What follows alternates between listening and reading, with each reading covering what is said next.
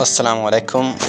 اللہ کی عبادت اس خشوع سے کرو کہ اگر تمہیں اس حالت میں نیزہ بھی مارا جائے تو تمہیں اثر محسوس نہ ہو۔ بایزید بسطامی۔ حکیم لقمان کا قول ہے، غصہ ایسا شیر ہے جو تمہارے مستقبل کو بکرا بنا کے کھا جاتا ہے۔ تمہاری جو حالت تنہائی میں ہوتی ہے وہی حالت قبر میں ہوگی۔ حکیم لقمان۔ بدکار سے دوستی مت کرنا، وہ تو تمہیں معمولی قیمت پر بھی بیچ ڈالے گا۔ امام غزالی رضی اللہ عنہ۔ اگر ہارا ہوا انسان ہارنے کے بعد بھی مسکرا دے تو جیتنے والا اپنی جیت کی خوشی کھو دیتا ہے۔ پاک سر محمد علی۔ جانور بہت اچھے دوست ہوتے ہیں کیونکہ وہ کوئی اعتراض اور برائی نہیں کرتے۔ گیلینس۔ اگر تم لوگوں سے دولت میں آگے نہیں بڑھ سکتے تو حسن اخلاق سے لوگوں سے بڑھ جاؤ۔ امام شافعی۔ نرم الفاظ پر کچھ خرچ نہیں ہوتا لیکن ان کی قیمت بہت زیادہ ہوتی ہے۔ حکیم عقیلیدس۔ نفس کی ایک خواہش پوری کرنے سے اللہ کے راستے میں سینکڑوں رکاوٹیں پیدا ہو جاتی ہیں۔ حکیم لقمان۔ مصیبت کا نازل ہونا ہلاکت کے لیے نہیں بلکہ امتحان کے لیے ہوتا ہے۔ حکیم لقمان۔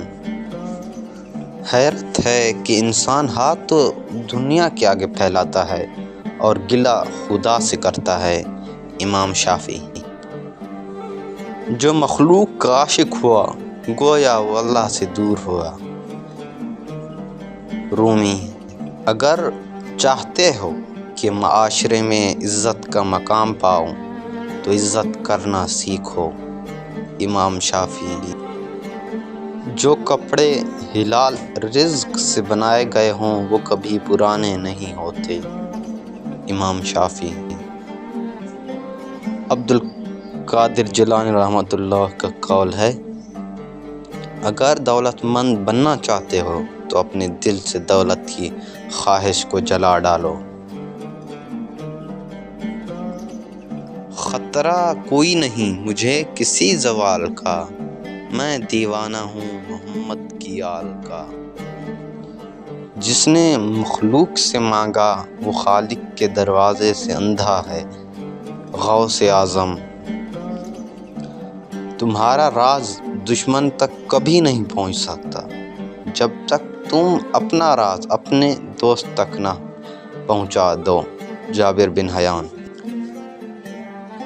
پاک دامن عورت چاہتے ہو تو تم پاک دامنی اختیار کرو تو تمہیں بھی پاک دامن عورت ملے گی۔